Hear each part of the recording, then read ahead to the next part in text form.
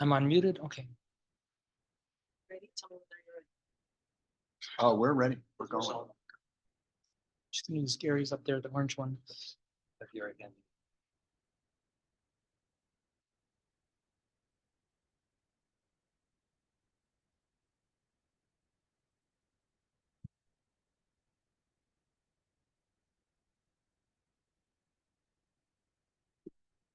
All righty, well, hello, welcome everybody. Thank you for being here tonight. My name is Michelle Dexter and I'm the president of the Almaden Valley Community Association. It's really great to see so many people here tonight. And we also have a number of people on Zoom, so welcome to our Zoom attendees. The program team has put a lot of effort into tonight's meeting. So please help me thank them and the production team for making tonight possible.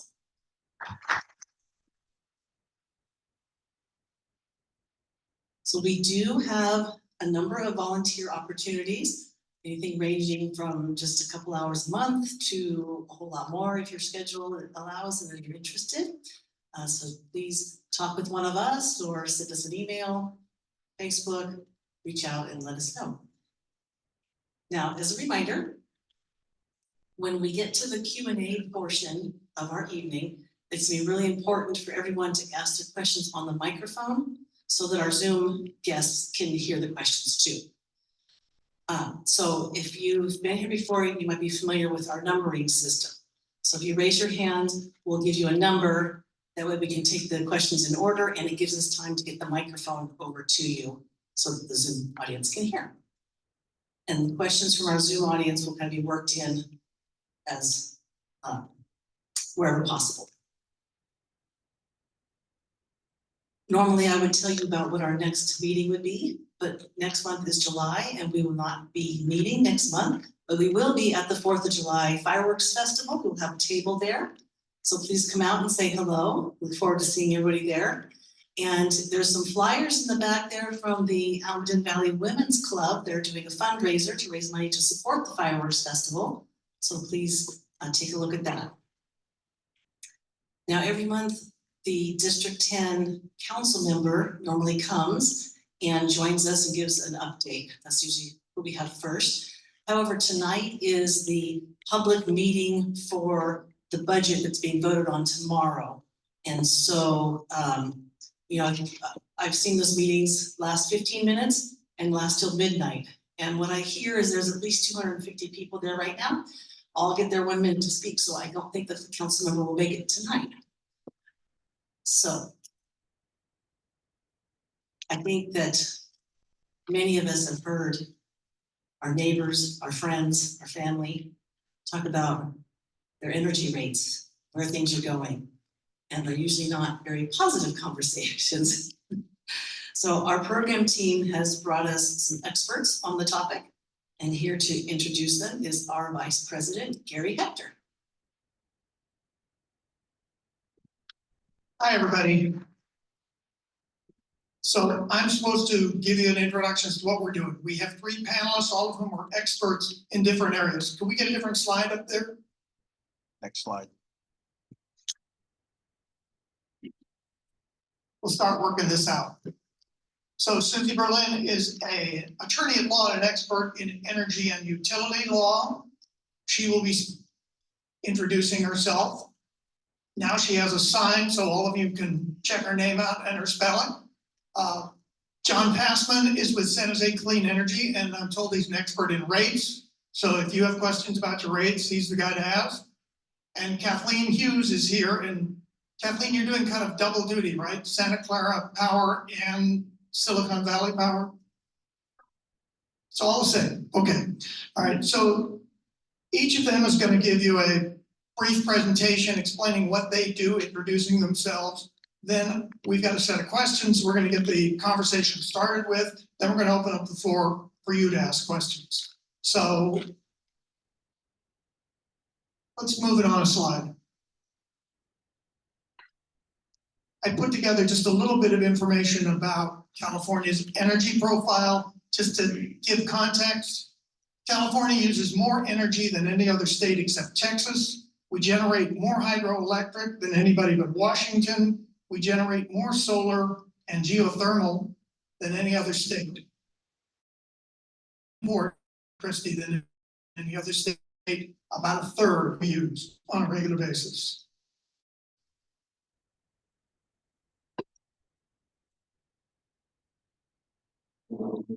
This is a big number. This is the number that we all are concerned about. Last year, 24.4% increase in electricity prices in the San Francisco Bay Area.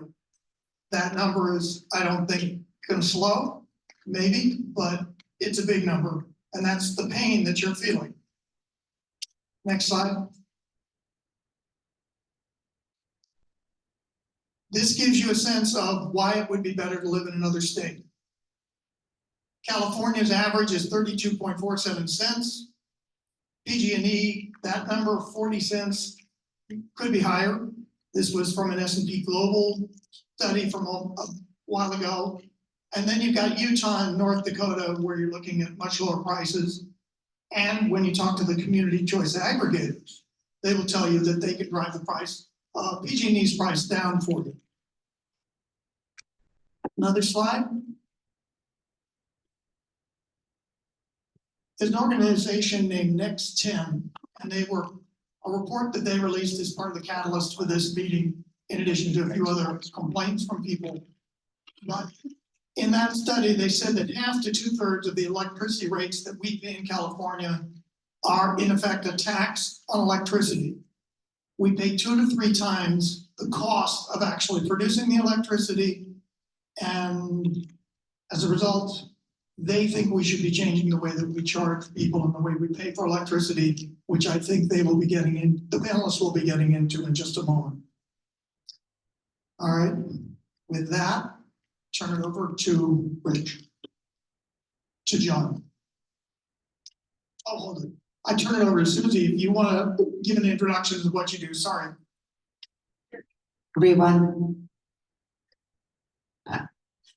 My name is Susie Berlin, and I do energy law. What does that mean? So I primarily work before the commissions, the state commissions, California Public Utilities Commission, the California Energy Commission, the Air Resources Board, and work on regulations that will implement the legislature's intent, which, as you can all imagine, is pretty convoluted. So do a lot of policy work in that area, and a lot of that has to do with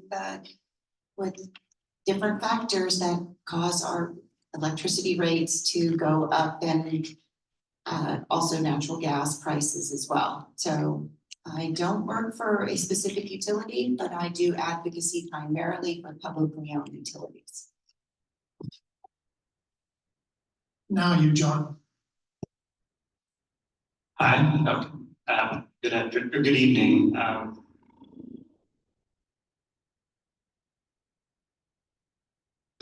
Okay, so John Passman, Senior Power Resources Specialist or Energy Services Manager with San Jose Clean Energy. I'm going to give you a quick introduction on San Jose Clean Energy, which is your generation provider in the city of San Jose. If I can go to the next slide. So San Jose Clean Energy is a department of the city of San Jose. There's the energy department, which operates San Jose Clean Energy, the community choice aggregator. We're not-for-profit, local clean energy provider. We serve over 350,000 accounts in the city, residential, commercial, the whole gamut. And what CCAs were designed to do was to offer a choice to customers, one that is cleaner, cheaper, has different customer programs, or maybe all of the above, maybe a little bit. It depends on the community choice aggregator. And what we aim to do is accelerate the transition to a clean and equitable energy future.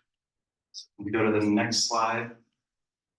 So CCAs have really taken off ever since the legislature passed the law allowing for the creation of CCAs. You can see in green are the areas that have adopted a CCA, and typically the process is a community, whether it's a single jurisdiction like San Jose Clean Energy, where the city council is the governing body of the CCA, or multiple jurisdictions come together under a joint powers board. All these are different options for creating a community choice aggregator. And can we go to the next slide, please? So how a CCA works is you're still a PG&E customer along with the CCA. We generate the electricity. We go out and do PPAs, power purchase agreements to source the energy, go out on the open market to procure the energy, and that goes onto the grid and is delivered to you by PG&E. And so we show up on PG&E's bill, replacing a portion of the bill that you used to pay PG&E for the generation of electricity, and now you pay San Jose Clean Energy. Next slide, please.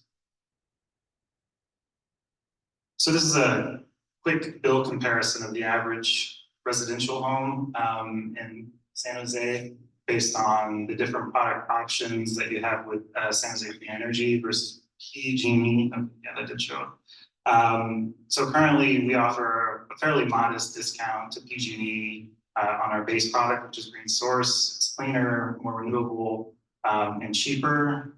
The SJ Cares product is our CareFair equivalent for low-income customers. And then there's a Total Green option for customers to opt up to 100% renewable energy, which is currently cheaper than staying with PG&E. Next slide, please. So when SJCE goes out to develop rates, we use a cost of service model, which is pretty standard for utilities. And I don't want to go too deep into this, but just put these slides together to kind of show you what San Jose Clean Energy does whenever they're developing rates. Obviously, chief in mind is how we compare on costs with PG&E. Developing some sort of discount is obviously key to providing some sort of choice to customers, and also keeping it clean. So you can see that when we compare and say our rates are cheaper than PG&E's, we're comparing SJCE generation, what you pay to SJCE, plus the added fees that PG&E adds on, PCIA and franchise fee surcharge, versus what you would pay for PG&E generation. Next slide, please. This is just a little bit more information on those fees, the SJCE generation portion, what you pay directly to SJCE on the bill, the fees, PCIA and franchise fee surcharge, which go to PG&E but are considered generation charges, and then the T&D that goes to PG&E. And if you can go one more slide. Yep. Okay, so I think that's the basis of what SJCE does, and I think that's Kathleen. Great.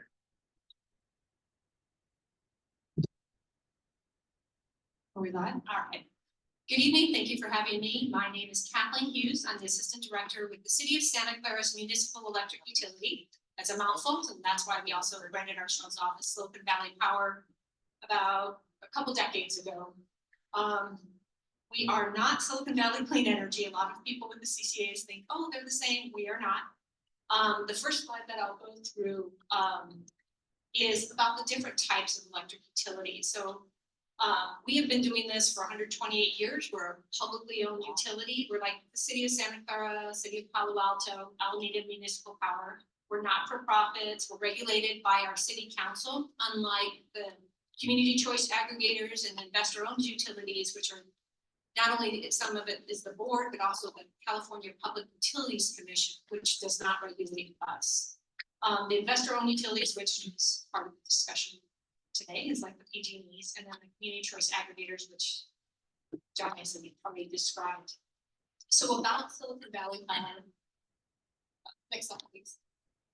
All right, so here we are, 128 years young. Ironically, I was saying that we kind of started because we didn't like the prices that's, I think at the time was like San Jose Power was giving us for our streetlights, and our city governance board at the time decided to create their own gas light district, streetlight district. So that's kind of how we started. Now we have San Jose Power again, and we have, there's a lot of choices. So kind of broke off a long time ago. We're about the 4th largest municipal utility. We're just behind SMUD and LADWP. by a lot, but we're small, about 127,000 people, 60,000 meters. We have about 222 employees. Our peak is, we're hitting about 700 megawatts, but we're going to be about 1,300 megawatts in the next 6 years. So we're growing like crazy. We have something called, there's some statistics up here, like the system load factor, means our power is always on. We have a very big high industrial load. Our residential load is 6%, which is very unique in this industry. And we're 18 square miles. We're tiny, we're compact. And we're also what you call a vertically integrated utility, where we do it all. We have some transmission, not a lot, but distribution, we do all the meters, we do all the wires, we do all our own power plants, our own power sourcing. We have our attorneys that help us with our regulatory. So we have a lot going on. It's really exciting times. I never thought this industry would be so exciting. And the next slide is really just kind of an overview of our timeline. And look, we've been doing this a while. Again, we started off with streetlights, and then we've had everything. You name the resource, we've had it. I think except for biomass. We've had coal, we've had geothermal. We got rid of coal. I didn't put our resource map up here, but it is on our website, SiliconValleyPower.com. But we have it all, except nuclear and except biomass. We have natural gas plants that are here locally. We have natural gas plants that we partner with other utilities, other municipal utilities on geothermals, hydro, large hydro, small hydro, wind, and solar. We've taken a lot of initiatives in our 128 years. We have a huge fleet electrification plan, a lot of electrification plans in general. But as I mentioned before, we're also growing, and our growth is, I'm sure you're hearing a lot about AI, but it's even before AI and the hyperscalers and the data centers. Next slide, please.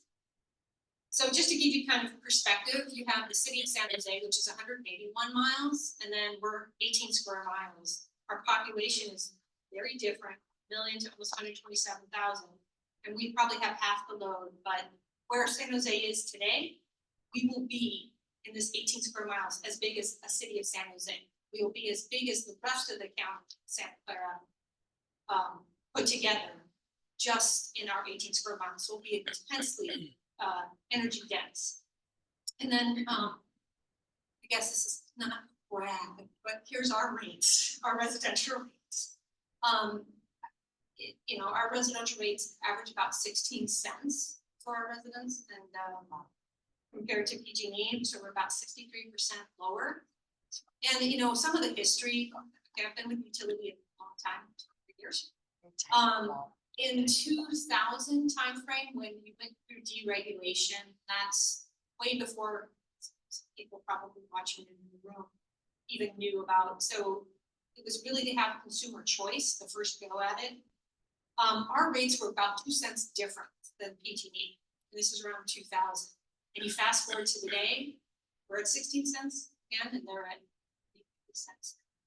So a lot has happened in them. And like, I think we're going to talk a little bit of what's changed. How did we get here?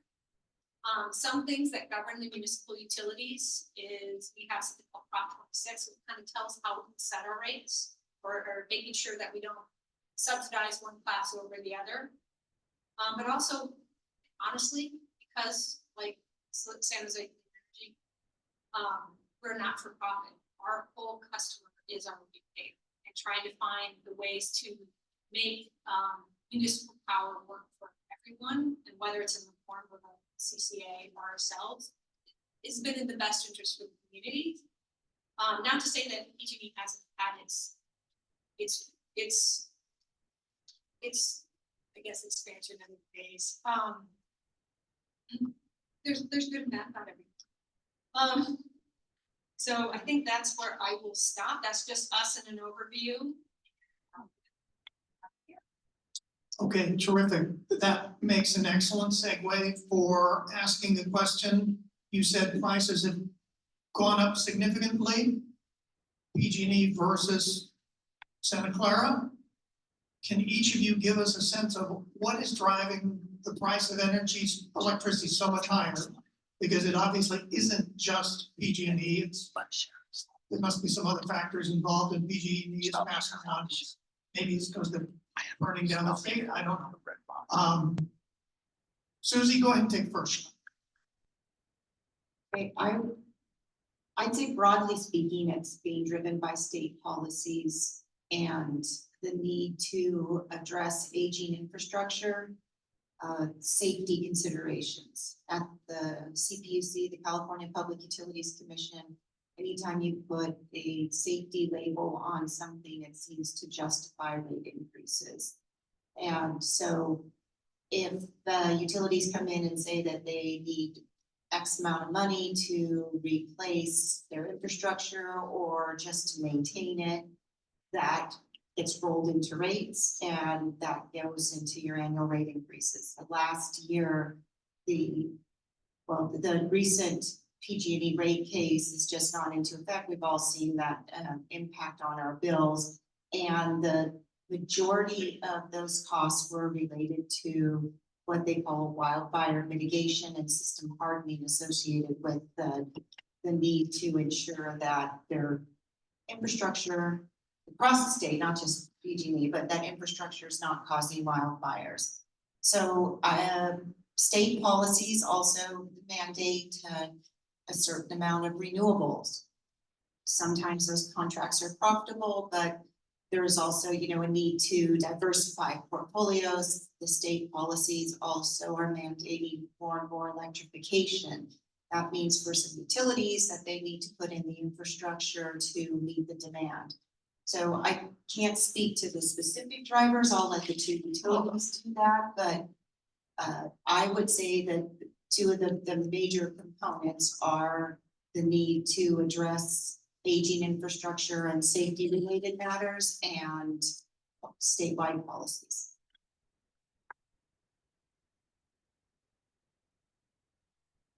I'd like to add to that as well. So, you saw PG&E in the last year had 24% rate increase. We had a 23% cumulative rate increase just over the last year and a half. And that's the most we've ever had in the 23 years I've been here. And it had to do with the natural gas issue that happened with a lot of utilities. Just what we start to understand about the natural gas market, it kind of sets the price, even if you have renewables, for the undertoning markets. When natural gas markets spiked, so did energy prices, and we all saw it both on natural gas side of our bill, I'm in territory, and on our rate side of the bill. But what Susie was saying about policy is California does some great leading edge policy, but we have a lot of policy, but without the thought of how the plan to get there. And then we try to scramble and get that plan, and we have to build. Right now, if you want to follow things like there's something called SB 100 is how we're going to get to 2045. And we have to have an 8 times build of renewables. There's not enough land in California, but yet we have a policy of new portfolio standard where you have to build it in California. And so it creates some supply chain demands, supply and demand. And then we have the advent of the CCAs. We're all competing for the same resources. So whether you're investor owned, CCA, or municipal, we also have these entities like the Googles, the Microsofts, all these other companies that are competing for these same resources too, because they have very aggressive sustainability goals. So it drives up the price of that renewable attribute, and we're all in competition. So right now, to get something built in California, it's not just a California problem for this. It takes a long time to get through the queue. We have projects that are going through. It's taking a couple of years. So probably to get through the grid process before it can get built, it can take 2 to 6 years. And we have these mandates we have to hit by 2030. And I can stop there. I can start going on like the nuances of, hey, we're a captive audience. So they tend to target the utilities being the captive audience. We have no choice. We have to electrify. We have to upgrade our grid. We've seen our cost of our capital projects. We're spending $500 million on just our 18 square miles to modernize our grid. And that's just our 18 square miles. And the price went up from 200 to 500 just because of all the costs of resources, the competition of resources. whether it's a battery, the steel that makes a transformer, you name it, it's pretty daunting. And I could go on, but I'll let you. I can go on. Sure. So I'm definitely going to echo a lot of those same sentiments. Everything I'm going to talk about will come through sort of a lens of transmission and delivery versus generation, right? Because CCA is middle of generation, PG&E still deals with transmission. I can echo the transmission and delivery side, which we don't directly deal with, but we understand the costs there are spiraling out of control pretty quickly on the PG&E side, and go back to wildfire hardening, safety, upgrading the grid for electrification. All those factors are playing into what looks to be a long-term steady increase on transmission. As far as generation goes and SJCE's costs directly, I think the natural gas squeeze in the past year definitely increased our energy prices. The natural gas is typically the marginal energy producer, and so they set the market prices. So when those went up past couple of years, it drove most energy prices up. So that played a major role on the generation side. Another thing is the regulatory requirements. One in particular that SJC has struggled with is resource adequacy, RA, which makes up a quarter of our power resources budget for the upcoming year. And you know that's inflated from maybe 2 years ago. It was a blip on the budget. It was not something that we considered drastically when we were setting our rates. And so that increase needs to be folded into rates. And we do think that is hopefully a short-term squeeze, and there will be some relief. I think when we look at transmission delivery versus generation, the generation side may come down in the future, in the near future, and but transmission delivery will probably continue to go up and have a steady. You have anything there? So the bottom line is you don't see any easing in the price of electricity for the folks that are sitting in the audience. Taken as a whole, in the near future, I do not know. Just double checking. That was what I thought I heard you saying, but I just wanted to make sure. There are lots of other questions here. You brought up AI. And that seems to be something that people have a wide variety of opinions on how fast it's going to come, how much electricity it's going to demand. But the suggestion is probably more than we expect. There is one PhD online who has predicted that in the next 20 years, we will have to have solar panels covering the entire planet and the oceans in order to keep up with the demands from the generative AI. Or anyway, what are you seeing in terms of demand? You've talked about it a little bit. What do you expect over the next 5 years? And are you going to be able to meet it? And if you can't, who is going to be out there who will do it? I can talk on this one. So most of our load, back in 2000s, we used to be a semiconductor manufacturing. And then it left, the Valley had a rebirth, .coms, you name it. But we started to see the data centers come in, and that's what where the AI is housed. So the data centers come in, it's a place to gather data, to do R&D and the high profile, high intense computation that is needed. But in the last 5-6 years, we've seen the rise of what they call the hyperscalers, whether it's AI, whether it's the 50 billion family photos that we have stored in this, the Internet of Things, the autonomous vehicles, the fact that people want the latency, they want how quick they go faster. And I said we're already doubling in size, and that's been a kind of a 4 or 5 year planning just to get, that we need the transmission bill. And California is trying to be very mindful that, hey, they're going to put in these huge lines, 500 high voltage DC lines, one coming straight into Santa Clara. But we've been saying it's not enough, not if you want to electrify, not if you want a reasonable economic growth. So if you have to make a choice, what are you going to ask your communities? Do you want economic growth or do you want to electrify your home? And yes, there's a way to find both maybe, but there's not enough capacity or enough resources on the grid. So that's a little daunting problem. We have hundreds of megawatts we can't serve. We have a lot of people that are just waiting to see if somebody falls out, to see if something else that they can build. But this isn't a problem, again, here, if you've been following the news, you see where these companies are going straight to the renewable developers like they are here in California. In North Carolina, they went straight to the nuclear plants, which the taxpayers paid for, and making deals and cutting out the carbon-free energy to the taxpayers and going straight to the companies, these gigawatt data centers. We're just 100 gigawatt data centers. So it's a very interesting time to try to balance it all. And again, we're, with our upgrades, our data centers are paying for a lot of it, but we also have to redo and rethink how we do energy. And we want to keep, one thing about us is it's affordability is in our mission statement, so is reliability. And that's going to be challenging, especially with this grid 2022. There's a lot of reliability issues and data centers stepped in. So whether it's AI, Internet of Things, we've got the Intels, the NVIDIAs, AWSs, they're all here. They're in San Jose territory, they're in our territory. So there's a lot of challenges. Yeah, I'll just add that, I mean, the demand we're seeing for data services is it's astronomical, and it's local, which is part I found interesting.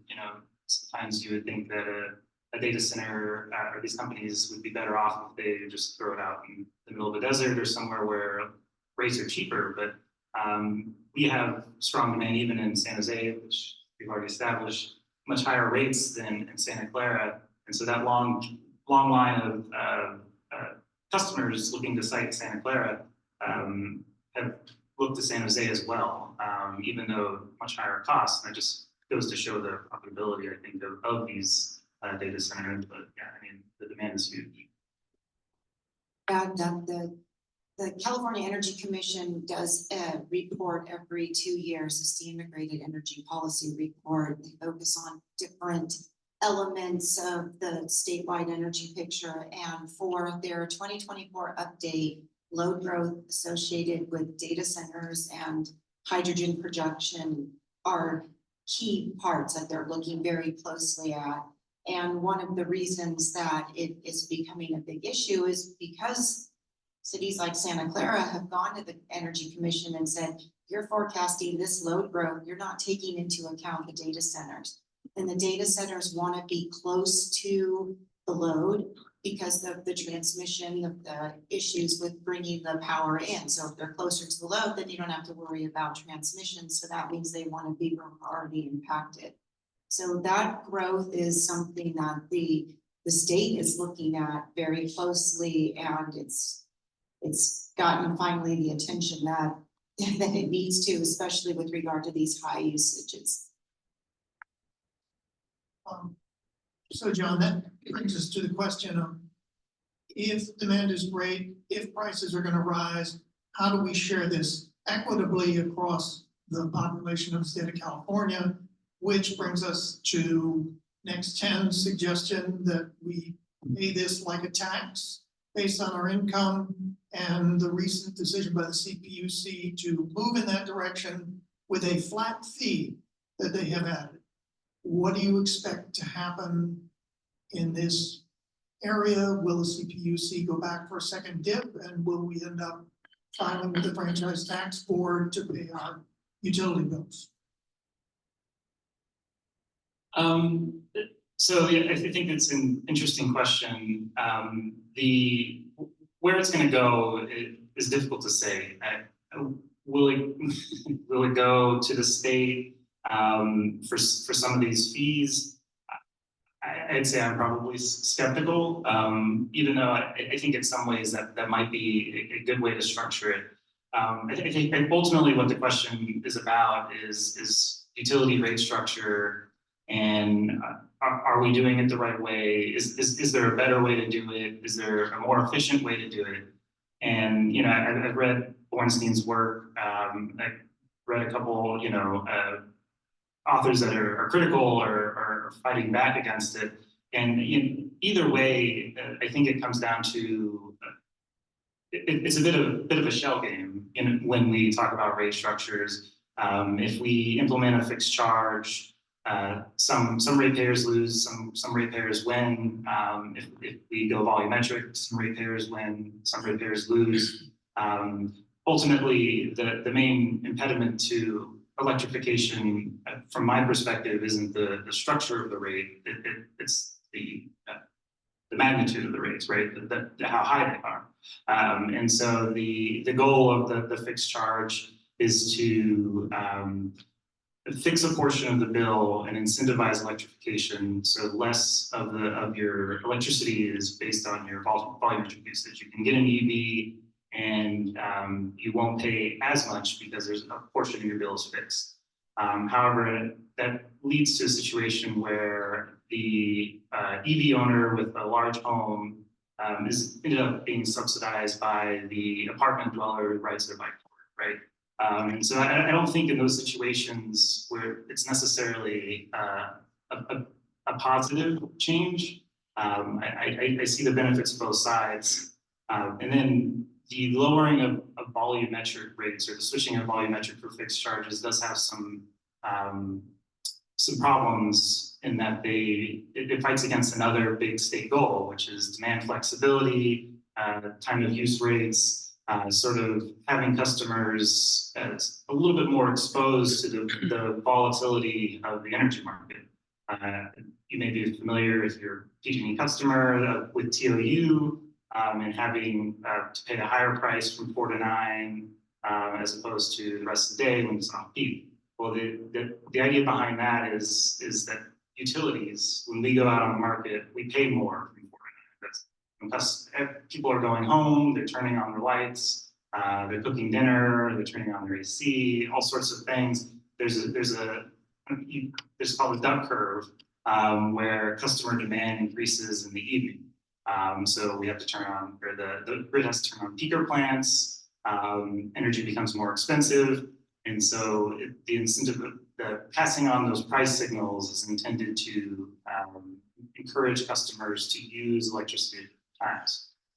If we mute those price signals with a mix or with a fixed charge, we find ourselves sort of walking back the whole intention of time of use rates. So I guess my ultimate point here is they're kind of conflicting requirements or goals, and what the ultimate goal, and the best way to incentivize electrification from my perspective is we need to find a way to lower rates overall instead of trying to shift to subsidizing food. I would add to that the fixed rate, the decision basically moves around the amounts that customers pay. So you're not paying it volumetrically, you're paying it in a flat rate. And the CPUC's recent action is a phase 1 decision, and they will be going back because the legislature had actually said they wanted income-based rates, but the commission, the parties weren't able to agree on what an actual complete income-based rate would look like. So it's a fixed charge. It is income graduated for care customers that are on the special programs, and there's no income verification process for that. But that is something that they're going to be looking at in phase 2. And part of what they need to reconcile is the legislative mandate that they have income-based rates. So if there's going to be income-based rates, then there needs to be verification, and the utility is like, I don't want to start verifying everybody's income. And what does that look like in terms of if you have to do every single customer? And then what does that look like for customers that say, yes, I make a lot of money, but I don't use a lot of energy. I worked really hard to conserve. So why now is my rate going to change when I haven't changed my spending, my usage habits at all? So those are all conflicting issues that are going to come up in the phase 2 of the proceeding.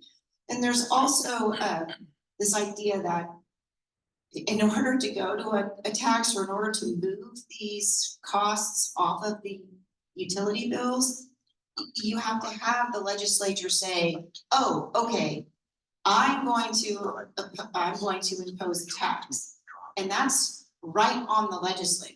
Whereas if they are mandating that the utilities do something, then they can point the finger at the utilities and say it's their fault. They're the ones that are raising your rates because they're putting in more infrastructure. They're buying more renewables. And so I don't see how there will ever be all these additional costs lifted off of our rates. I do agree that it's a shell game, and I do think that we do need to take a look at rate design. Strict cost of service rate design is what even the CPUC says they do, but there's public purpose programs, there's ratepayer assistance programs. These are all very important programs, and they're societal and social programs that we need. But the question becomes, if they're societal and social programs that we need, shouldn't they be coming out of the general fund, or are they coming just from electricity ratepayers? Thank goodness I'm not governed by the CPUC for the income-based rates. At least that hasn't come down to a POD. Again, Prop 26, where we have to look at cost of service and we can't subsidize one class over the other, except for the low-income customers, if that's the state of California subsidized. But when you look at your rates and like our transmission, for example, that is a classic example of socialized rates or pancaking rates, for example. Basically everything that it doesn't cost a lot of money. Like if San Jose had their own utility, doing and managing that distribution infrastructure here, it's pretty easy. You don't have to worry about the fire dangers and everything else. But everything that they're building into Santa Clara, we all are paying for. Everyone gets to pay for it, not the end use customers. And the state of California also had a thing about it wasn't the generators, it's the utility payers. So when you look at the transmission rate, which is I think all in high voltage, low voltage is in the 30s, which is about equal to a 30 megawatt hour. Megawatt hour, $30. It's supposed to go to $60 a megawatt hour, so it keeps increasing more than the cost of the energy itself. And that's one thing that PG&E has a rate of return of 12% on it. So it's just one thing that they have, that they're a wires company. Everything is kind of pancaked throughout. Not saying that coming down to your residential rate, we really want to encourage electrification. But when I moved in my house in Campbell, I remember on my meter panel it says when I could not use energy, and it said from 12 to 5, not use energy. Now we're trying to retrain people, say you have to use all your energy from 12 to 5. You cannot use it when you get home. It's going to cost you more because the flip on the renewables, especially solar, it is so hard. I mean, I tell everyone to get the California Independent System Operator app on your phone, because you can look in real time to see when we're being fed by renewables and how much we're relying on other states to take care of our nighttime. And that adds to the cost. These are all things that add to the cost. Do I see things coming down anytime soon? Not even for us, just for the build out alone. We just keep going back to council asking for more, because the costs are just intense. So I think I heard you saying that there is an undefinable number for improving the grid to enable the transmission of energy to support AI. And where is that going to come from again? All of us through our rates, Okay. that transportation cost. The cost to build out for whether it's the AI, cost to build out for electrification, we're all sharing that. And do you have a sense of how big that number is in California? For example, California, I think I said it was 30, it might be 36. Most transmission in the West is about $5 per megawatt hour. Here it's 36, and it increases every year. The target, and it's increasing. It has no projection to stop because we have to build out electrification and for renewables. So it was all fine until you hit the $5 in the rest of the West for the same thing. Is this all government policy then? Is it the speed with which we are electrifying everything in which we are growing and the demand growing? Or is there something I'm not seeing? It's a fine line on oversight. On whether it's on the federal level, on how, and the CPUC on what's allowed to be recovered. And how to go about for the build out, and what happened, not recently, not with the current goals of PG&E, which is trying to get the safety, but probably a decade before that, when we changed to a different type of grid operation system. And I want to be really careful here, where the costs in 2005, 2006 was about $2 a megawatt hour. And now it's 36 for the same transmission, and just whether it's the cost to maintain it, the cost to build it out, the cost of renewables, it's a combination of policy, maintenance, and lack of insurance, I guess. So it's a lot of things that go into that huge component, and it used to say it would come down once you like write off like equipment and amortization, but constantly, I mean, undergrounding, does PG&E have to underground? I think Seven Bornstein and his team at Berkeley had a nice paper on, should we really be undergrounding everything? Or just reconductoring? We're doing a lot of reconductoring in our own territory just because it's the most cost effective thing and quicker thing to get to that economic development. But that's a huge cost component that wasn't always under the watchful eye of all of us. We've had it in the municipality, with Susie's help, with other attorneys' help. We've had to file it for to just say, are these costs reasonable? Is a 12-17% return on investment really justifiable? And then also, who are the you know, are we all stockholders in PG&E? I am personally not, but I know in the state of California it's heavily. So it's complicated. So folks here are all voters, and they will be talking to candidates who will be attempting to get their vote for re-election. What are the best questions that they can ask assemblymen, senators, and local politicians to help them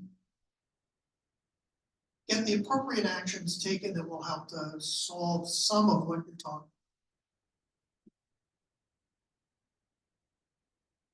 about? No volunteers.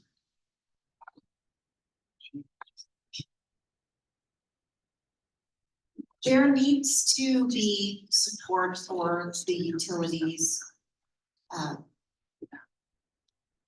There needs to be a way to ensure that we are not, the utilities, all of them, owned, investor owned, are not left holding the bag for all of California's climate policies. And we need to do that in a way that does not leave behind our disadvantaged and marginalized communities. And that's a balance that I'd like to see the legislature deal with and not pass the buck one way or the other. Because we have to ensure safe and reliable electricity, but it has to be affordable.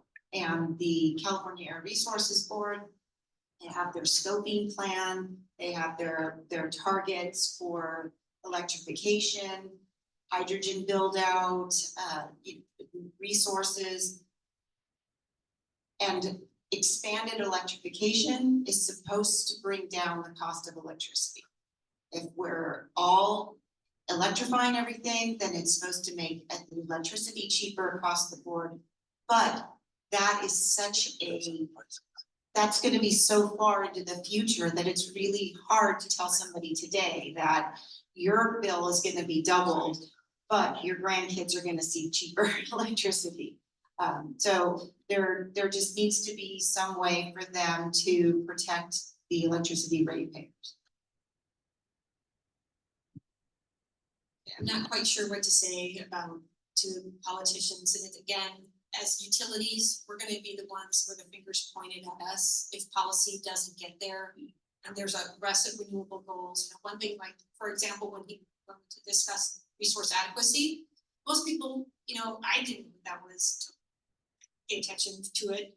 It wasn't something that was big as part of your component of bill, but for every renewable that you're built, you have to have something that pretty much backs it up, and it can't be renewable. And then we don't have the base resources. There's only so much hydro that can count. There's almost so much geothermal. But we have this kind of Western wide initiative. And we have to stop siloing everybody and looking at it alone. We really can't get there without the rest of the West. We can't get there without each other and looking at everything that we're doing as a whole and just saying, well, you're doing this, and you're doing that. Hey, let's look at everything volumetrically. Oh, no, let's look at everything as slice of data. Let's all look at everything.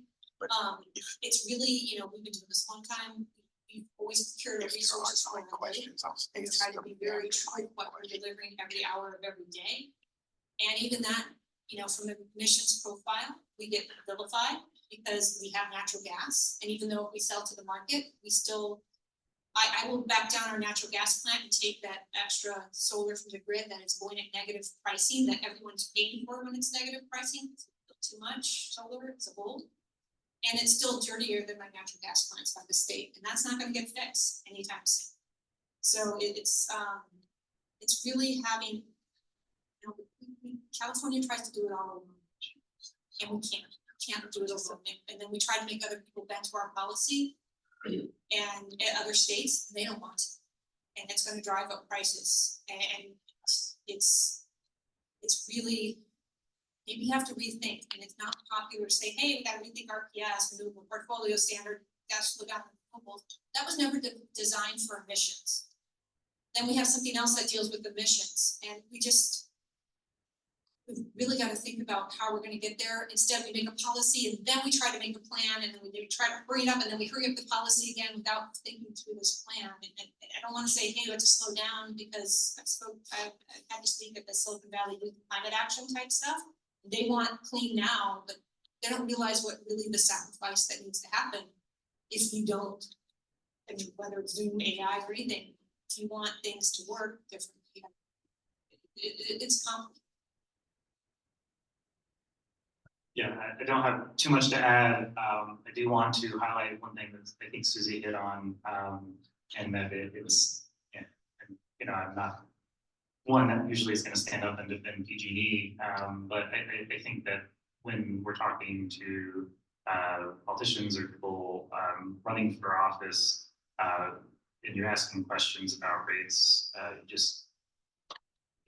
the easiest thing you can do is to say it's PG&E. Or PG&E is your problem. Don't look at me, kind of thing. So I would just encourage you to not. There's cost drivers behind PG&E. PG&E is not alone. So I think that it's just. I wouldn't accept that excuse. That's correct. I'd actually like to add one thing. I wrote down what the question would be, what I would say to them is to think about the impact of your actions on electricity rates in the near term. Because that's where we're lacking. That's why rates are going up so fast. For example, we have the Air Resources Board just adopted, well, they have advanced clean cars was adopted a while ago, and now they have advanced clean fleets. And it mandates everybody switching over their fleets to electric vehicles. There are some exceptions. If there's not enough infrastructure, if there's not enough the vehicles available, but electric vehicles cost more than what the average vehicle does, and the infrastructure is not in place yet, so there's costs associated with that. And for utilities that are going to have to not only switch their own fleets over to electricity, but also put in the infrastructure to support all the fleets within their service territory, those costs are going to be borne by those utilities ratepayers. So when your politicians are saying, hey, we got this great plan, we're going to have everybody switch their fleets over to EVs, and in the long run, it's going to bring down our rates, and you ask them about the economic impact on rates in the near term, because even these great policy ideas have immediate impacts on our rates. So are there Anybody out there who would like to ask a question? If so, now's the time.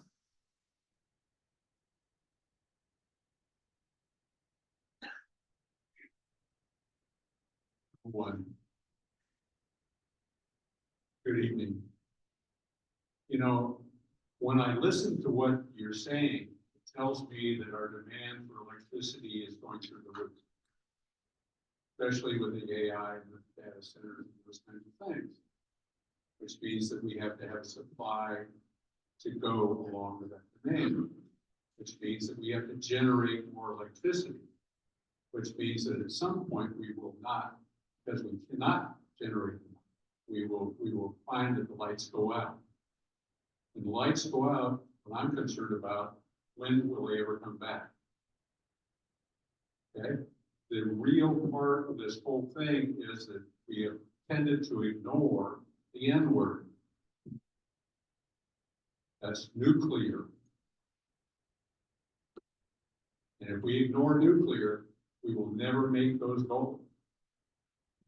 When will we start looking at that as a viable alternative to give us the electricity we need? Or should I turn in my electric car? I couldn't agree with you more on nuclear and SMRs. I love nuclear. I think, again, I think that everyone, 3 Mile Island, 1960s, California policy, it affected a lot of cities. Like, we cannot invest in nuclear, and it would take a vote of our residents to overturn that in our city charter. So we can't invest. Doesn't mean we're still trying to get the interpretation. Can we do a power purchase agreement? Is that technically investing? Our council members are very engaged. They think SMR has potential. I think with AI in competing What on is SMR? small modular nuclear reactors. Sorry, 20 ones that can fit on the back, pick up and run like the city's type thing. But everyone's, ooh, not in my backyard. And then you need transmission to that. And that's where maybe some of this AI, maybe it's regenerative part, if it can get there, or really try to figure out how you can do something at scale. But we do have a short-term power problem, and the state has a lot of things in place. Our data centers in 2022, during heat week, as we call it, that September 6th peak week, when everyone got that alert, our data centers dropped a sixth of our load, 100 megawatts like that for the grid. And that made our resources available to help the rest of California. So, I mean, you're doing kind of, but then you're relying on diesel backup generators. So there's things they're doing, but it's not enough. We can't just pick winners and losers on energy, whether it's solar, wind. We tend to do that as a state. We pick winners and losers. That's to our own detriment. I'll just add that the CPUC and the legislature acting with them as well did just approve Diablo Canyon staying open for 5 years more than the planned decommissioning. But that is also, you know, highly contested. So it is very much a political issue, so I have no idea how you would address that with your legislatures, because it has the taint of, you know, the 3 Mile Island and whatnot. But the state is basically on record saying that we need that generation from Diablo Canyon to meet our reliability goals, and it is carbon free. Yeah, I'll just add that I've seen that some large data center companies, Microsoft, for example, started exploring using SMRs behind the meter to power their data centers. You know, I think that's an example of you know, if there's not a solution that presents itself, then the customers typically will innovate and find a way. So if we can't build transmission to the areas where they need it fast enough, that is a possibility for nuclear to solve some of those problems. You know, if you have a SMR on the site, assuming all of the safety and all that regulatory issues are resolved, then you actually solve a lot of problems, right? You don't need to build out as much transmission, electricity is already there, and the 100 megawatt data center as a reliable power source. Thank you. Sorry, I want to make comments, not questions, but you could comment on my comments, okay? I'd like to start with a different utility analogy, water.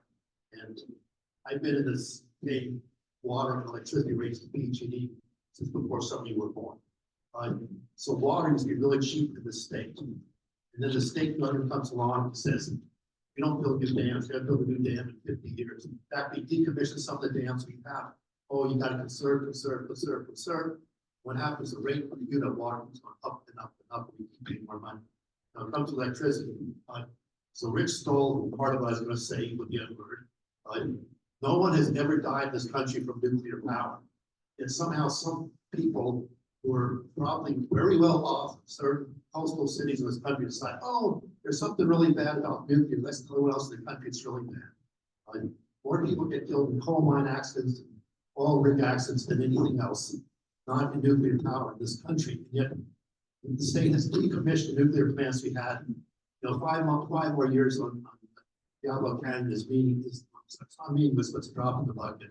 And we don't talk about building nuclear plants. We should, because there's nothing wrong with nuclear power, large scale nuclear power, not just those little teeny things you're talking about. But it seems to me that government is always the problem, because having been in paying rates in California as long as they have to PG&E, I've got nothing for or against PG&E per se. The rates keep going up, and they seem to go up dramatically when the government said, you got to stop doing, you have to bring out the transmission from the generation. And every time the government gets in there, it seems to just raise the rates up. So if I could comment on why is the government put into this thing in the first place?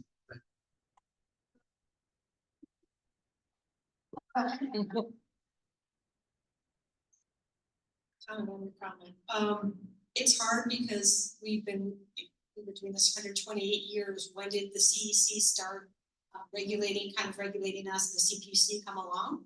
What? Railroad Commission. Yeah. So it's sort of like they're kind of newer, and then were the utilities doing the right things, going greener faster, or it just seems like we're the stationary unit. We could be easily pointed to. Maybe someone's just curious about how much we're paying. Yes, but we're in, and that we're mandated. And when you talk about Diablo Canyon, for example, that 2,500 megawatts was supposed to be replaced by energy efficiency, but not even the think or the thought or the foresight of electrification. So that didn't happen. We can't. Especially with the load growth of electrification, we think we can solve it with energy efficiency. I guess I can't really comment on why the state of California or any government in any state thinks that they can do better than the utilities, and then maybe that's because of some of the lack of competition in the past. We've always been siloed, but no, California did do the deregulation. How'd that go for us? But you look at Texas market, who is deregulated, and they'll pay a lot of money on a surge like that. So again, it's thinking how we have to do everything.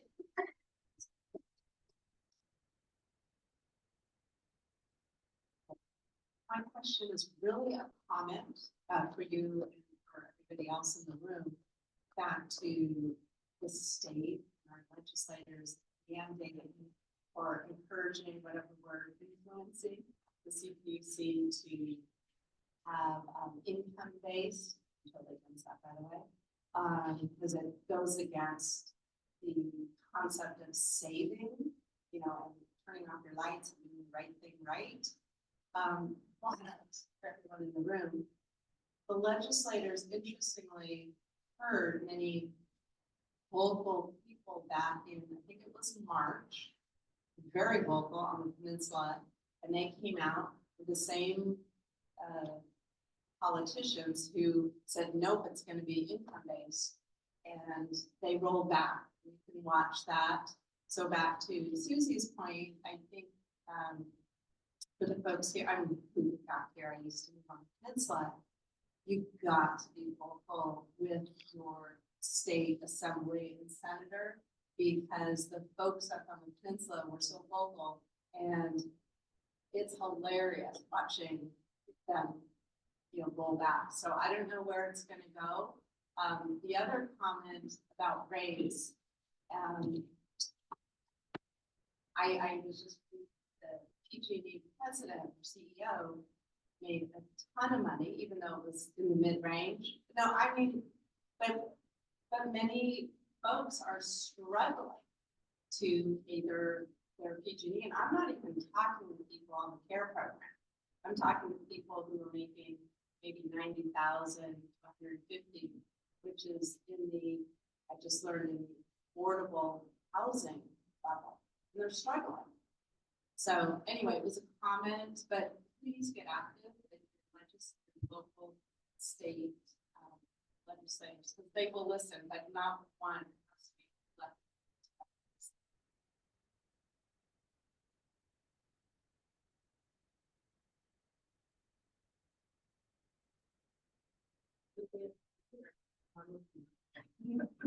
Just pull in a entire Navy nuclear sub and just pull it out, be so just give it plug. It'll probably be cheaper than offshore wind.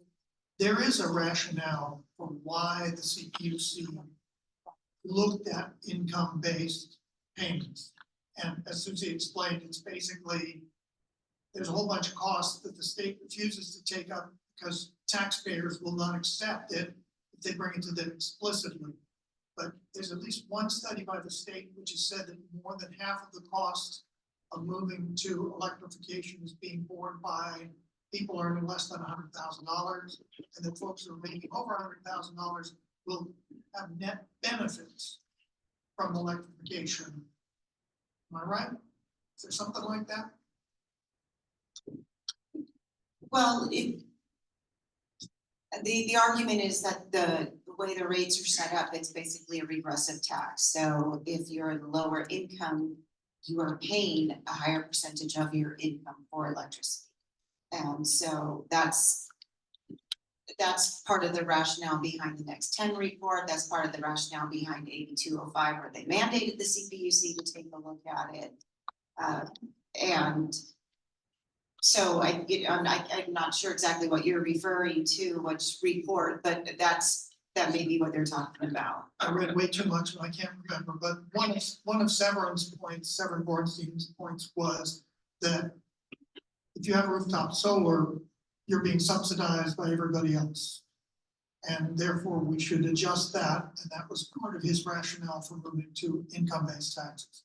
And the CPUC has changed the rules for net energy metering and rooftop solar. And not everybody's happy about that. The ag industry, for example, is very opposed to the new rules because they can't aggregate. They made a lot of investments in solar, and now they're not able to make back the money that they thought they were. So I'm not going to say too much about the solar rooftops and net energy metering, but we do have now a new, it's phase 3, there's a net energy tariff, and it's significantly different than what it was when the very first phase 1 NEM went into.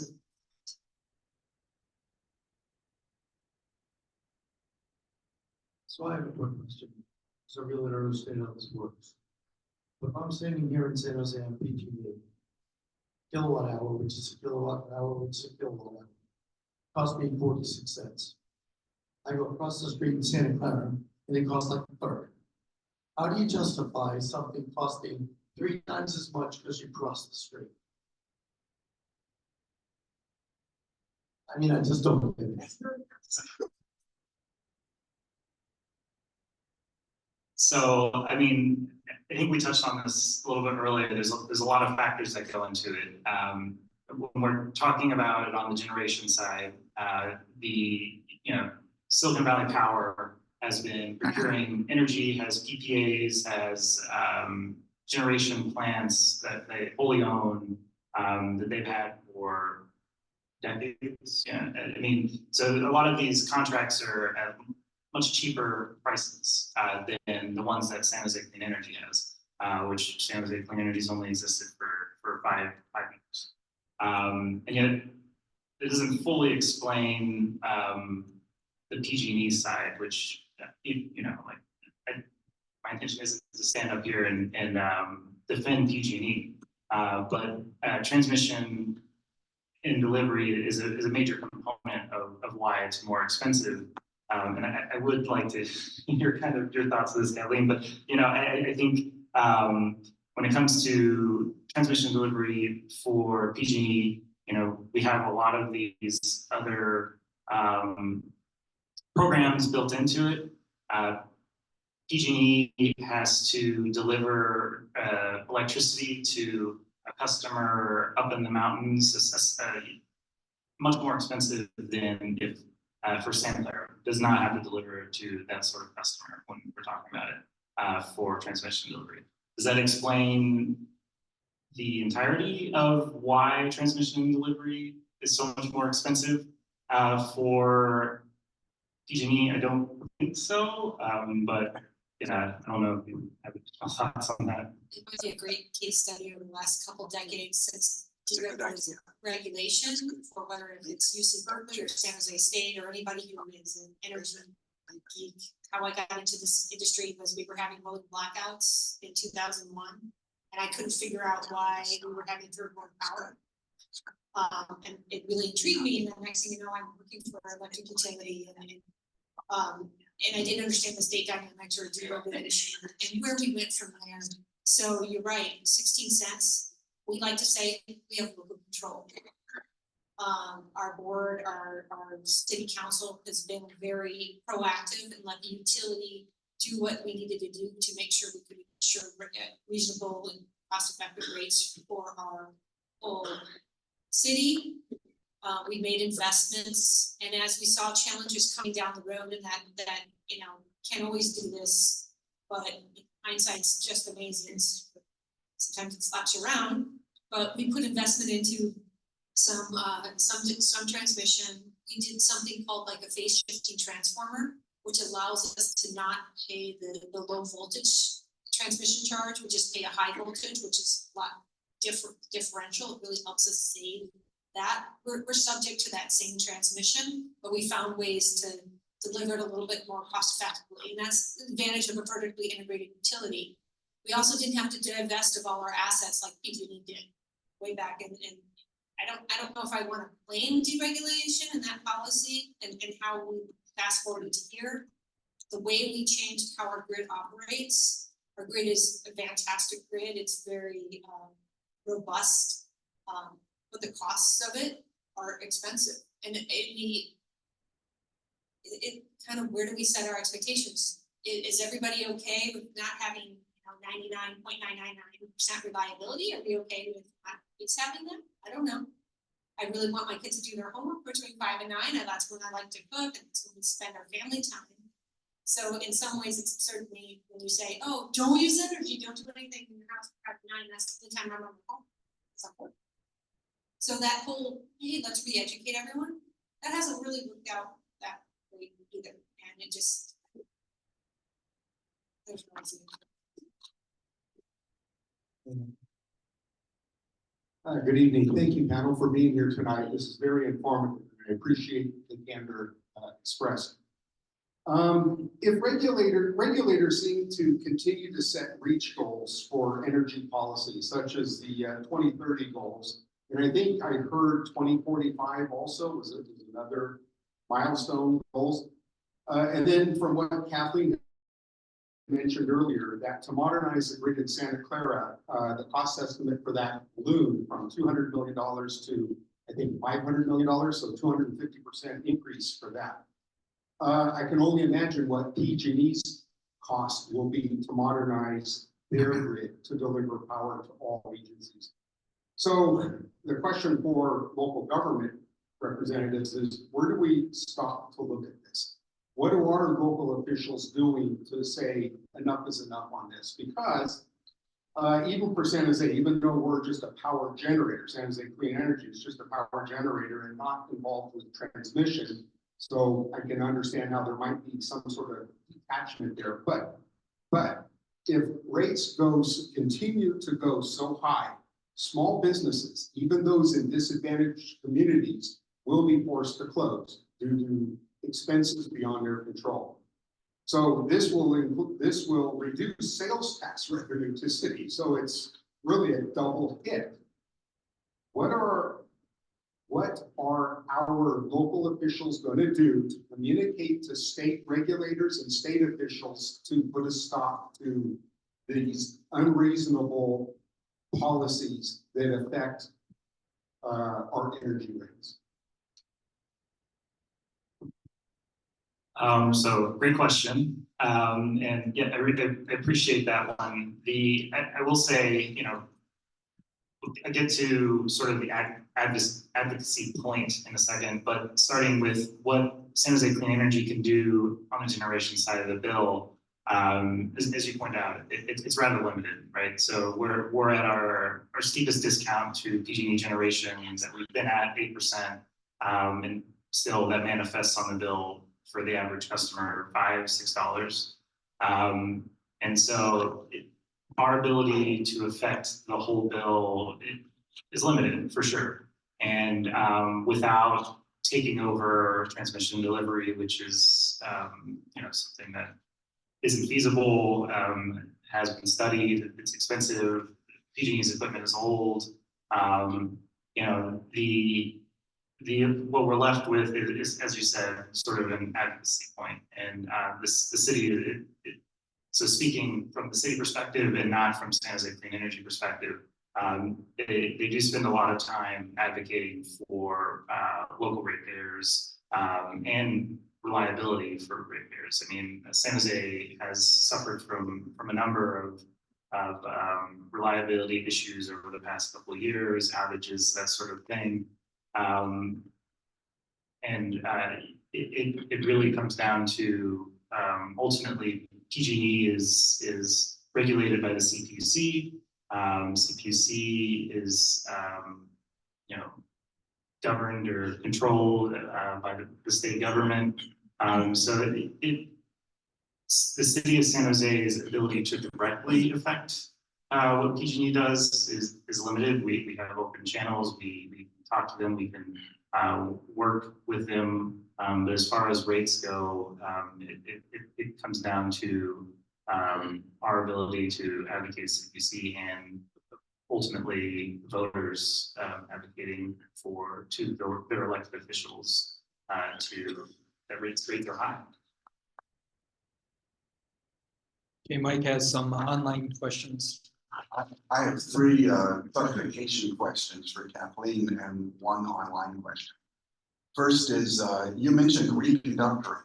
Could you explain what that is and how that helps? Oh, sure, sorry, and forgive if anytime we start talking in jargon or industry speak, this happens all the time, so I apologize. So when we say reconductoring, instead of building a brand new transmission build, we go ahead and we add on to what's already existing. And that's something that the Inflation Reduction Act is really pushing utilities to do. It's a way to save time, save money, and like almost double our build out in some cases. Is it just like stringing new wires on the same towers, or actually taking out wire and putting in better It's wire? almost like putting superconductors on and then flow control. Okay. Second, you mentioned that increasing demand for electrification would reduce the cost of electricity. Wouldn't increasing demand increase or put pressure on the cost for electricity? I didn't say. Somebody said it.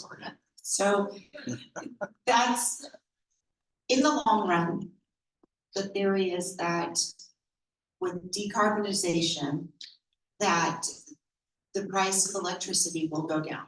And even though we're going to be using more electricity, there's not going to be any natural gas, and the resources that we will be using will bring the price down. That's the theory in the long run. Okay. Don't.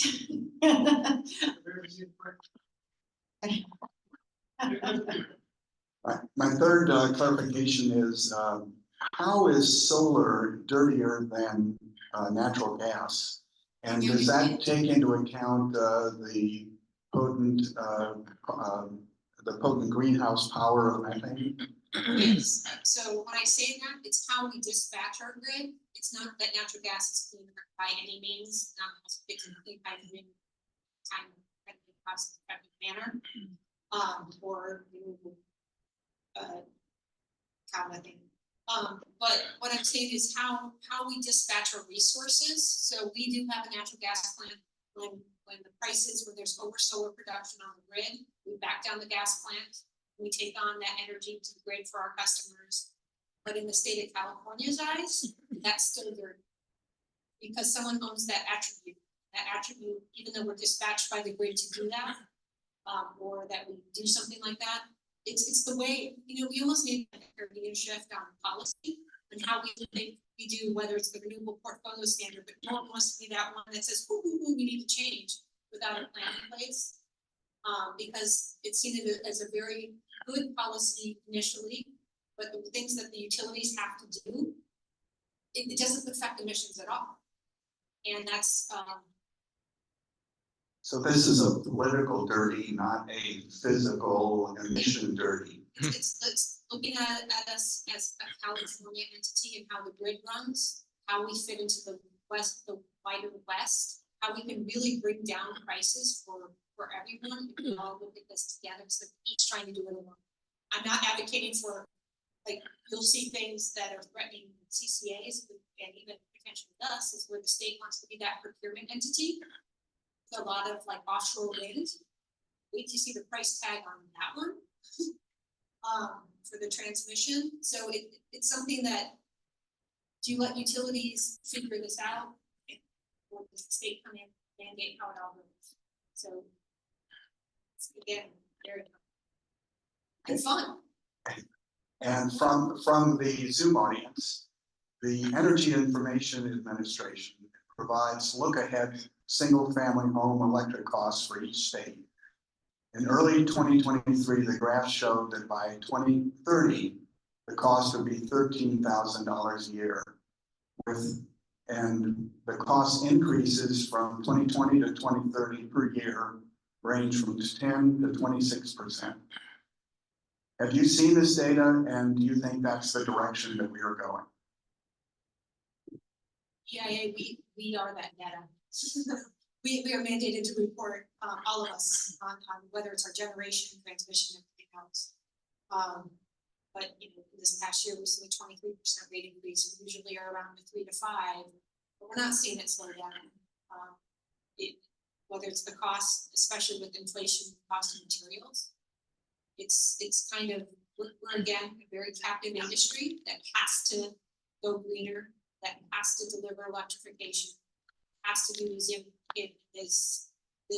electrification and other improvements at any cost. I mean, as much as we try to manage it and do public bids, we're capped on that. So. Okay, we got a marriage conference.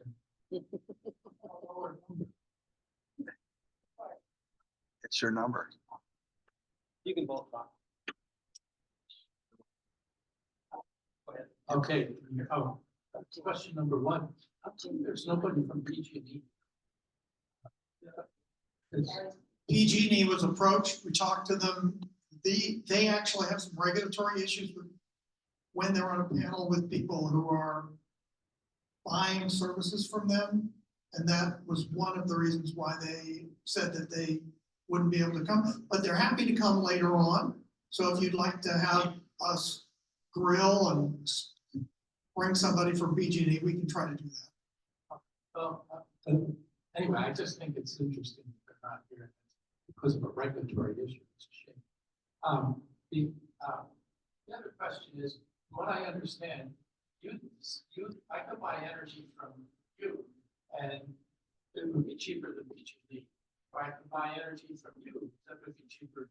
I can't buy energy, and to that man's question over there, if he goes across the street, he can get it a lot cheaper.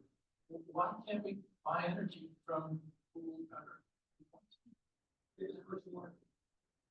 The more efficient. Okay. Well, so, there was reciprocity rules, there's service territories. So if Santa Clara was to provide energy to customers in PG&E service territory, then PG&E could provide services to customers in Santa Clara service territory, but they don't. So Santa Clara's service territory is defined, and those are the only areas that Santa Clara provides energy, so you can't, unless you move to within Santa Clara service territory, you can't buy power from that. What happened to the free market and deregulation, and all that? I mean, right now you're saying it's the company's own territories and they can't sell into another company's territory. I understand. They don't own the territory, well, and They own the market. They kind of own monopolies in a way. We like to tell our customers, we like to make them feel like they have a choice. You know, even though you had deregulation and you have CCAs, we don't have real choice. Oh, here's another question. But really it comes down to distribution and how you manage those costs. So I know of some companies around here, for instance, that work out of the hilltop that have been asking for years, why aren't they solar? They could run the whole building off of solar. And I was always given the answer many, many years, because, well, we only pay 2 cents a kilowatt because we're a big company. Whereas a small business, like that gentleman said, he's working out of his home, he's paying 37 cents a kilowatt. So can't we change, who's paying what? Would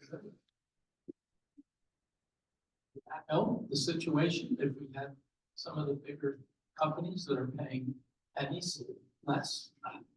I find it pretty unlikely anyone's getting 2 cents per kilowatt. I mean, unless there's other options, direct access potentially, but that's very cheap. You know, so I mean, am I missing? No, it comes down even in the IOU territories, wherever the cost to serve is a lot cheaper to serve that one giant customer than those 5,000 residents. And because you have to pay for all the wires and the things like that. So it comes down to the cost of service as well. Our industrial rates are higher. Are lower than our residential rates, and that does create some problems. And I just want to touch on the monopoly issue. So essentially this goes way back even to the railroads. You couldn't have, or didn't want to have, 10 different railroads all right next to each other, because then it would just take up all the land. And likewise with the infrastructure for water, for electricity, so it was more efficient, cheaper in the long run to have one entity build the infrastructure and be responsible for the infrastructure in that area. And that's why there's choice, but there's also monopolies. It's so that we don't have 68 different people putting up power lines or digging up the streets. And that was the genesis way back when these monopolies came into play. My question is to ask you to educate us please more on the CPUC. I have an inconsistent voice, please bear with me. It's understood that the PUC was set up as someone as a watchdog for the consumer. Correct me if I'm wrong. And but it seems like when PG&E asks for rate increases, they get them fairly readily. The CPUC doesn't seem to have any regulation over executive compensation, over rates incoming, but not out of executive compensation on going out. So is that a bit of hypocrisy there on CPUC oversight? And then there's the last part of the discussion and closures. I understand that we understand that these are appointed positions on the PUC, not elected. Would this dynamic change if they were elected rather than appointed positions? Thank you. So I'll take your last question first. I don't know if the dynamic would change. They are appointed by the governor, but they have to be confirmed by the Senate. So I I don't know, I think that's the same debate as whether you have an elected police chief or an appointed one. There's different politics. Do you want those individuals directly going out and trying to get votes? So I'm not sure how that would work, but yes, they are appointed by the governor, but they are confirmed by the Senate. The CPUC is responsible for oversight of utility rates. They're not ratepayer advocates. There is a division within the CPUC that is the Office of Ratepayer Advocates, but the commission itself does not have a strict ratepayer advocacy role. They're responsible for safety, and their mandate is to ensure just and reasonable rates. Yeah, so what I said earlier was a little tongue in cheek, but it's if it's necessary for the utilities to have a rate increase because they need to harden their system, they need to increase the safety of their system, then the CPUC is more likely to approve it. Now, after the San Bruno explosion, PG&E's natural gas transmission system costs went up 250% in one rate period, and then another 200% in the next rate period, the rate term. And that was all because of the need to implement these safety rules, new Dogger standards, new requirements, and even some deferred maintenance, but then it was more expensive to do later down the road. So it was deemed that those were just and reasonable rates because they were just for what needed to be done. It was reasonable for that level of safety to be done. In the last few years, there has been a shift. There is the CPUC does look at executive compensation, and I'm not sure on all the nuances of the rate cases when it comes to that, because I deal more with the issues that are that don't have to do with executive compensation, but the commission does look at executive compensation. And that's part of the process that the commission has been more engaged in lately, in ensuring that PG&E and Edison and SDG&E don't get a blank check.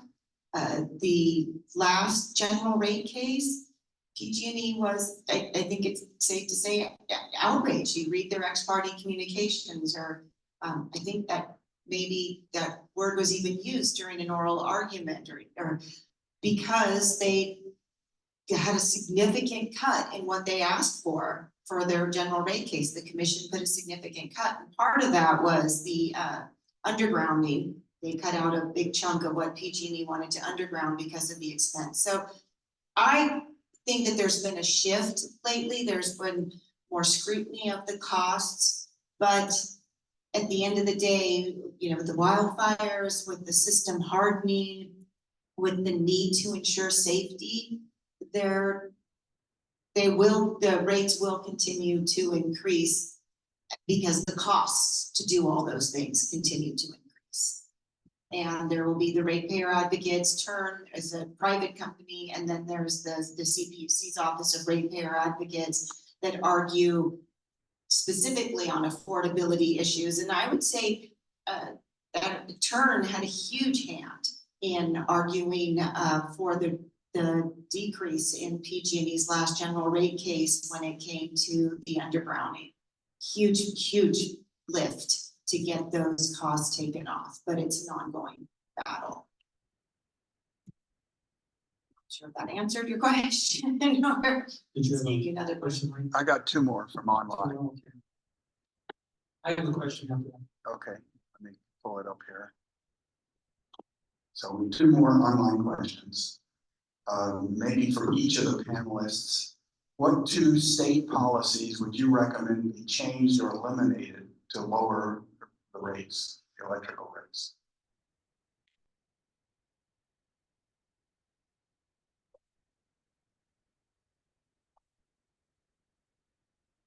Don't anybody rush.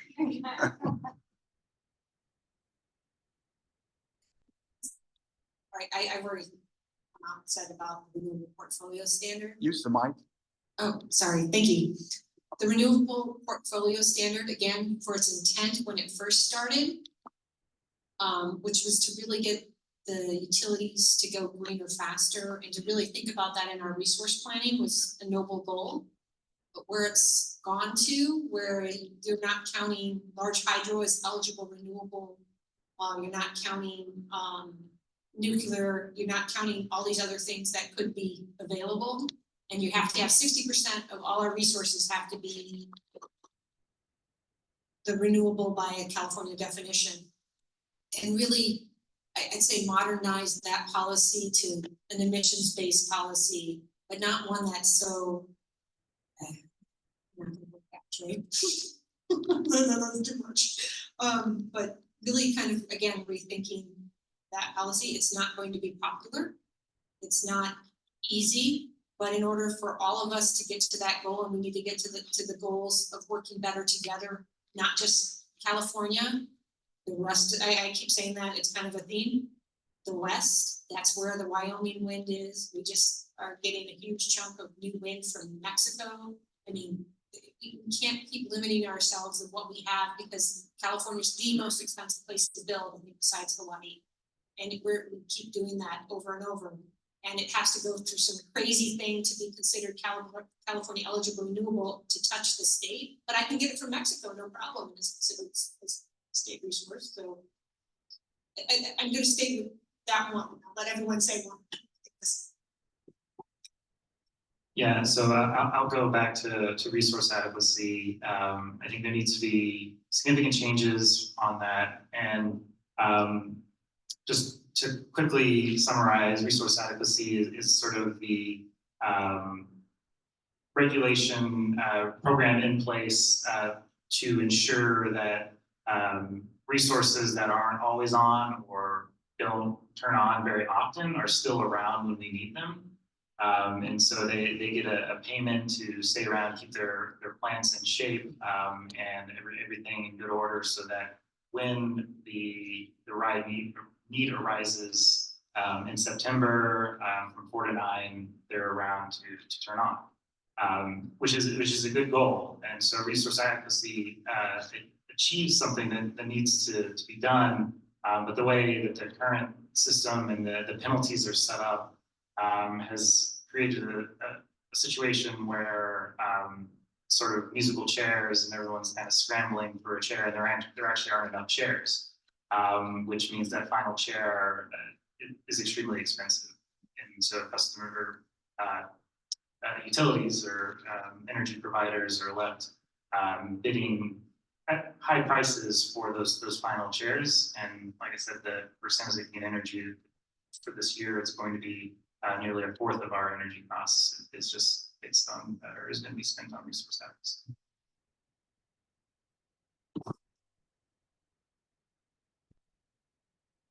Those two. I'd also say that I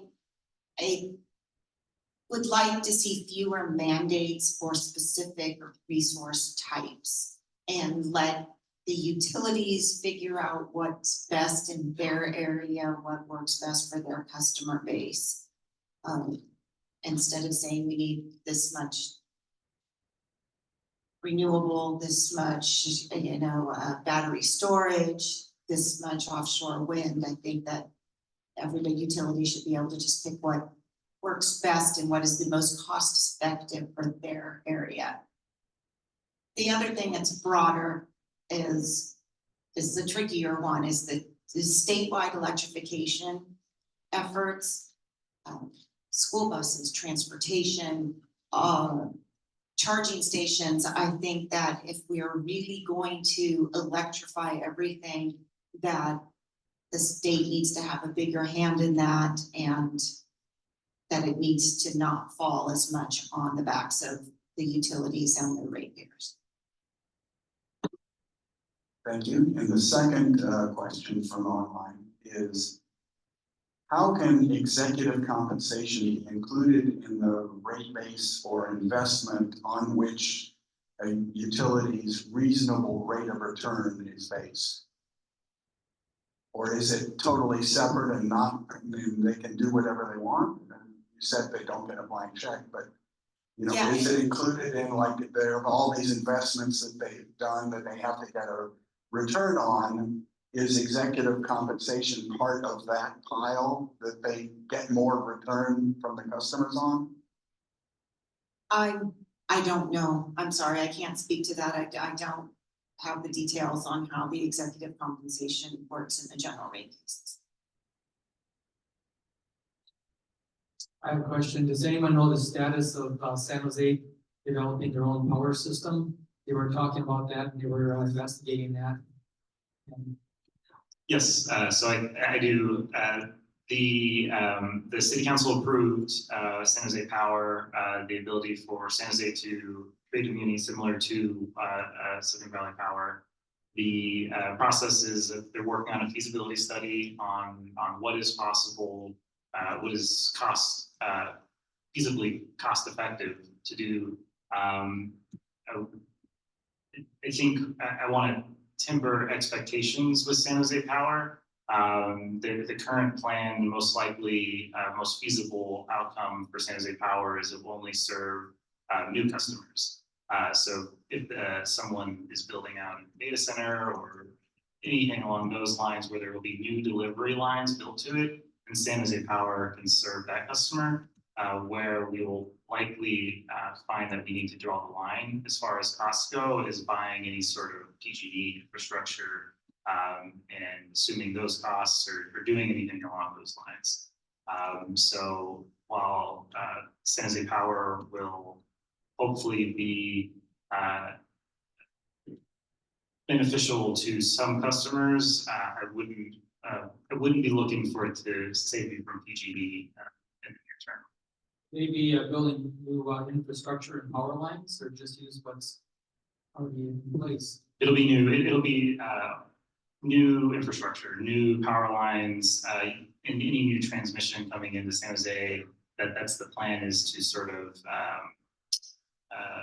use that opportunity for new transmission lines to use it to create this new utility, San Jose Power, that will serve new customers. Yeah, one other thing, I understand that Santa Clara has much cheaper rates, but why? Did I miss something? Why is their rates so much lower? So Santa Clara, Silicon Valley Power, Kathleen's utility, has cheaper rates because there's multiple reasons. I guess we can, on the generation side, they have longstanding assets that they create at cheaper prices, longstanding agreements. On the delivery side, we talked a little bit about the costs of delivering to customers, within a small territory of Santa Clara versus throughout PG&E, the transmission delivery costs where you have to socialize those, delivering to hard to reach customers. There's no risk of wildfires for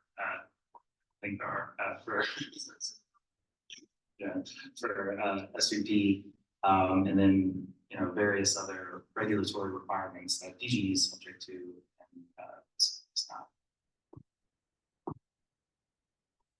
Thank you for being here and taking my question.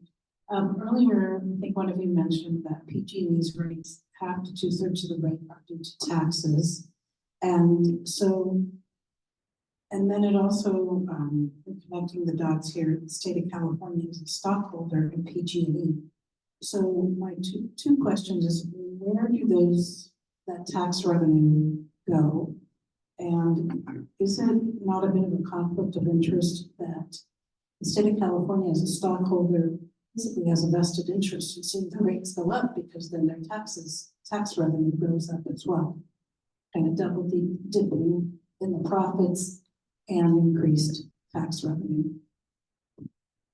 So I think to clarify, the tax comment from earlier, I think was from Borenstein's comment or in his paper, where he talks about how PG&E, a lot of these public purpose programs that are built into the rate are ones that in other states or in other areas would be a tax. And so PG&E doesn't levy any taxes. I think he classified them as taxes as sort of to represent them that indicates that they could.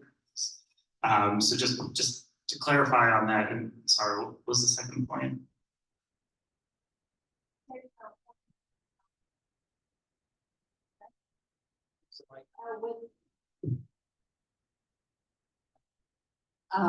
The state of California benefits either way, and the stockholder and these taxes go up, they get more tax revenue, the higher the rates go. So they seem to have a vested interest in seeing the rates continue to rise. Yes, well, it's complicated because California likes to invest in California companies, or whether it's for retirement or something like that. I met with Senator Whitehouse a long time ago. He's the one that explained, he's like, oh, maybe PG&E, when PG&E had a lot of problems with wildfire. Okay, maybe the state needs to go away and have a municipal transmission type rates. And then there was kind of like, well, you know what? Everyone's heavily invested in the IOUs in California. I don't know what that nexus is or how that really, if they have approving rates and then they're benefiting on that end. I don't know where that separation is. I know that we have the local in Santa Clara, there's a Bob, and she has an effort for like the whole state energy, and how do you municipalize and get a benefit for the whole state of what we've been doing. And a lot of municipal, I think there's like 40 municipal utilities, but it's a hard journey, and it's again complicated. I don't know how heavily they're invested.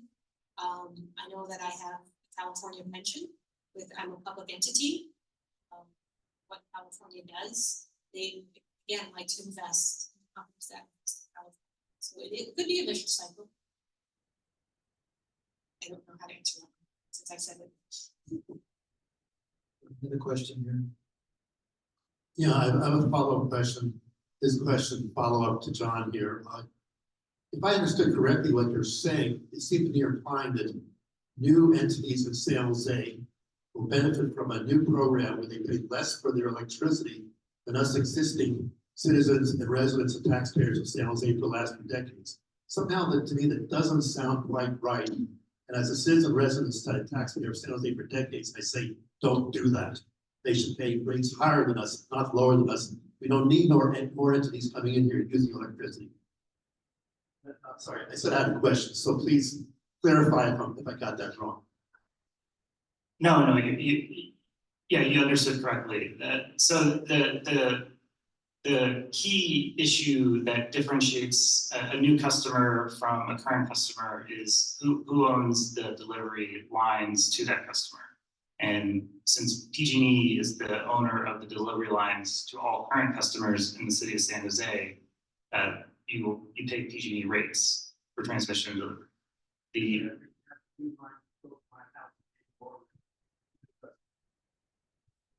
Well, I think that goes back to the monopoly issue that we kind of spoke about earlier, which their service territories prevent sort of the building out of multiple lines to customers.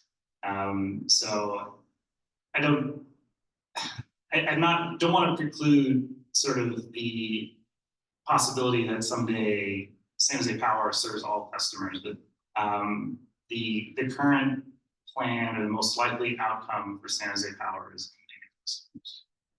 And when you say new customers, it's greenfield, so it's new customers in a new area where there is no infrastructure.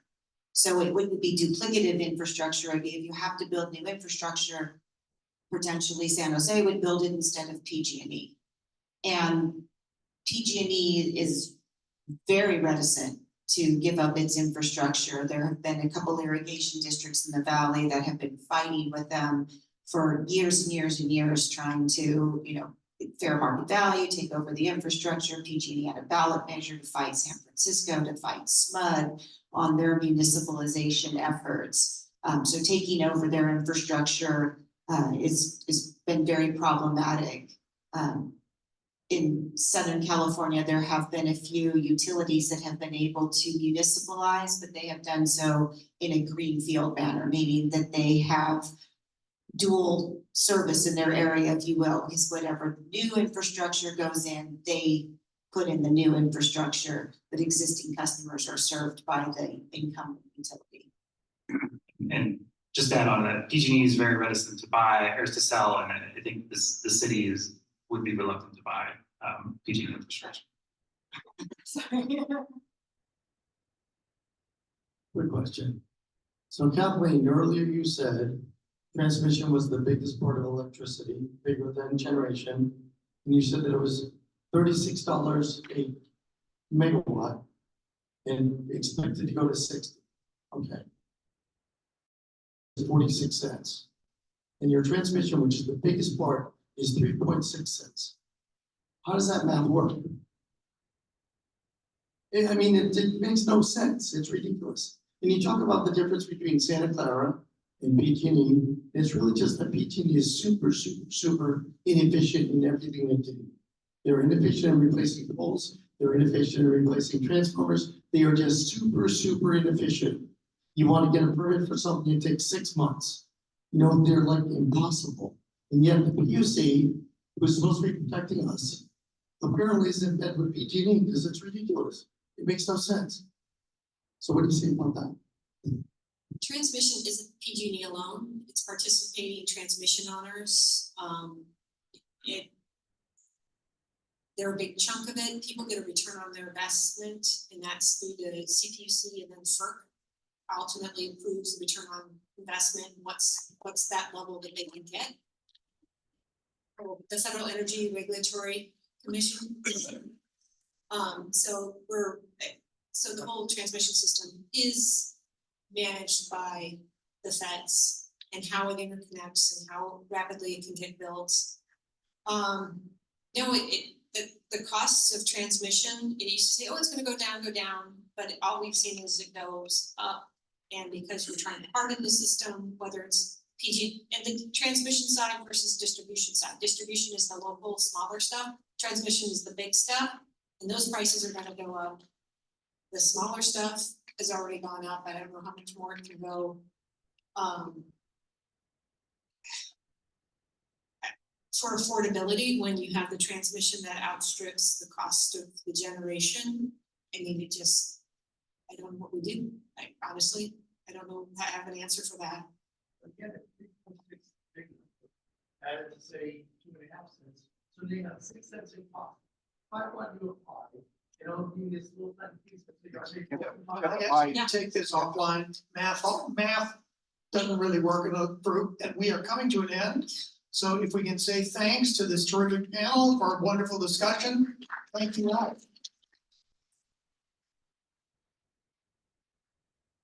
For those of you who would like to, July 4th, we will have a little booth out at the celebration in Almaden Lake. The fireworks display out there is fantastic and well worth your time. Open at 3 o'clock, fireworks at around 9:15. So, thank you all.